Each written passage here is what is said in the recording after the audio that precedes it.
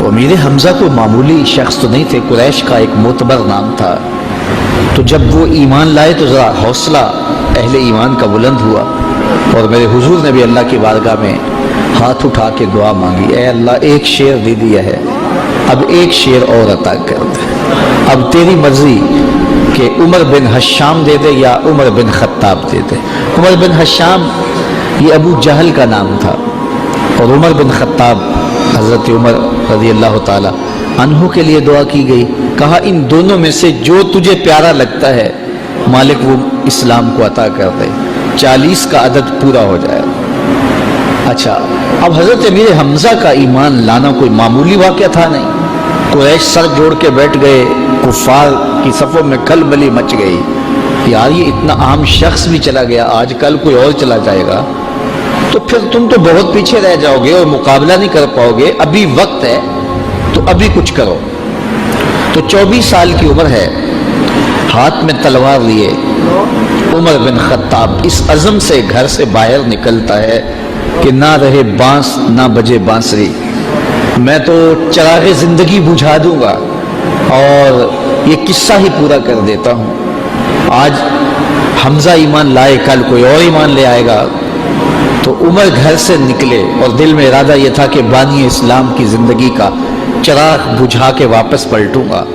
جوش ہے، جنوں ہے، جذبہ ہے، اور آنکھوں میں خون اترا ہوا ہے، تلوار لہراتے ہوئے مست ہاتھی کی طرح چل رہے ہیں۔ 24 سالہ جوان گھر سے باہر نکلتا ہے، لیکن تقدیر ہنس ہنس کے کچھ اور ہی کہہ رہی ہے۔ سودا لینے کے لیے بازار گئے، ہاتھ اس کے بکے جس کے خریدار گئے۔ جب اس چال سے چلے تو راستے میں نعیم بن عبداللہ ملے، اور اس مستانی چال کو دیکھ کر کہا کہ کدھر کے ارادے ہیں؟ کہا وہ چراغ زندگی بجھانے جا رہا ہوں بانی اسلام کا، یہ روز روز کی کہانی ختم ہو جائے، وہ ہمارے لات منات حبل اور عزا کی آبرو پہ حملہ آور ہیں، اور ہر دن کوئی نیا شخص ان کے ساتھ آ کھڑا ہوتا ہے۔ آپ کو پتہ ہوگا حمزہ بھی اب ایمان لے آئے ہیں، تو میں چاہتا ہوں کہ میں یہ قصہ ہی تمام کر دوں۔ تو نعیم بن عبداللہ زیر لب مسکرائے اور کہا عمر گھر کی خبر تو لے لینی تھی۔ اچھا، عمر غیرت کا مجسمہ تھا، تو بڑے غصے سے کہا کیا کہانی ہے؟ کہا تمہاری بہن فاطمہ بھی ایمان لے آئی ہے، تمہاری بہنوئی بھی مسلمان ہو گئے۔ کہا سچ سے؟ کہا ہاں سچی خبر دے رہا ہوں۔ اللہ اکبر! یہ رخ سیدھا اپنی بہن کے گھر کی طرف کر لیتے ہیں۔ جب دروازے پر پہنچا تو اندر سے قرآن پڑھنے کی آواز آ رہی تھی۔ معلم ان کو قرآن سکھانے کے لیے گھر بیٹھا ہوا تھا اور یہ قرآن سیکھ رہے تھے۔ زور زور سے دروازے پہ دستک دی۔ دستک کے جارحانہ انداز سے بہن سمجھ گئی کہ یہ عمر کے ہاتھوں کی دستک لگتی ہے، تو اس معلم سے کہا کہ تمہیں ہم چھپا دیتے ہیں تو ہم اپنے بھائی سے خود سامنا کریں گے۔ دروازہ کھولا تو غصے میں بفرے ہوئے تھے۔ سنا ہے تم بھی دین چھوڑ دیا ہے، سابی ہو گئے ہو، یعنی اپنے گزشتہ دین کو ترک کر دیا، اور اپنی بہن پہ ٹوٹ پڑے اور مارنے لگے، حتیٰ کہ انہیں لہو لہان کر دیا۔ اور وہ بھی جو ہے وہ استقامت کے ساتھ کھڑی ہے، اور پھر اس نے ایک جملہ کہا عمر اگر تم خطاب کے بیٹے ہو تو میں بھی خطاب کی بیٹی، جو کرنا ہے کر لو، میں دامن حضور کا نہیں چھوڑوں گی۔ تو جب یہ استقامت دیکھی کہ ایک عورت ذات اس قدر استقامت کا پہاڑ بن گئی ہے، تو وہ کون سی طاقت ہے جس نے اس کو یوں کھڑا کر دیا ہے؟ تو کہا کہ وہ جو تم پڑھ رہے تھے ذرا مجھے بھی تو سناؤ نا۔ کہا ایسے نہیں، پہلے غسل کرنا ہوگا۔ اب عمر غسل کر رہا ہے اور ظاہر کی میل دھل رہی ہے، غصہ اتر رہا ہے۔ اب جب غسل کر کے بیٹھ گئے، اتنے میں معلم کو سامنے لے آیا گیا، اور وہ کیا پڑھتا ہے؟ طٰہٰ ما انزلنا علیک القرآن لتشقیٰ، اے 14ویں رات کے چاند محبوب، ہم نے قرآن اس لیے نازل تو نہیں کیا تھا کہ تم مشقت میں پڑ جاؤ۔ یہ پڑھتے جا رہے ہیں اور عمر کا دل پسیجتا چلا جا رہا ہے، پھر آنکھوں میں آنسو بن کر وہ جذبات بہنے لگے۔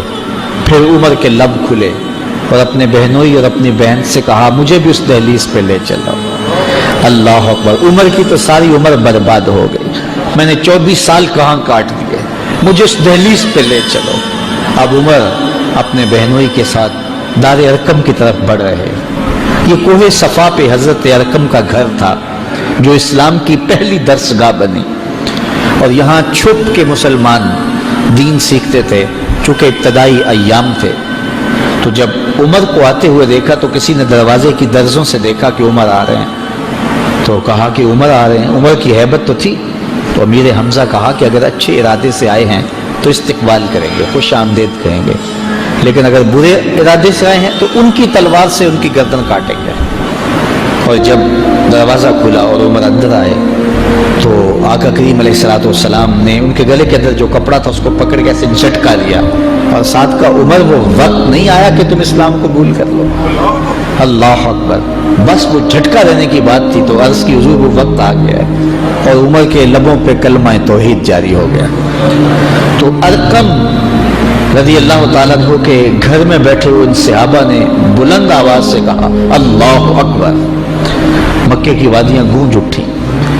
اور پھر حضرت عمر ایمان لانے کے بعد پہلی بات جو حضور سے کرتے ہیں، کیا حضور ہم حق پہ نہیں ہیں؟ حضور نے فرمایا ہم حق پہ ہیں۔ کہا اللہ کا دین سچا نہیں ہے؟ فرمایا اللہ کا دین سچا ہے۔ آپ اللہ کے سچے رسول نہیں ہیں کیا؟ کہا میں اللہ کا سچا رسول ہوں۔ تو کہا پھر ہم چھپ چھپ کے عبادت کیوں کریں؟ اللہ اکبر۔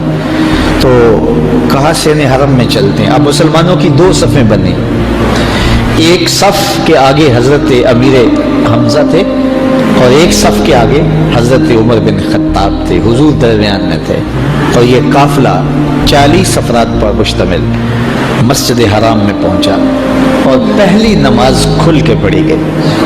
حضرت عبداللہ ابن مسعود رضی اللہ تعالیٰ عنہ فرماتے ہیں عمر کا اسلام لانا اسلام کے لیے عزت تھا۔ اللہ اکبر۔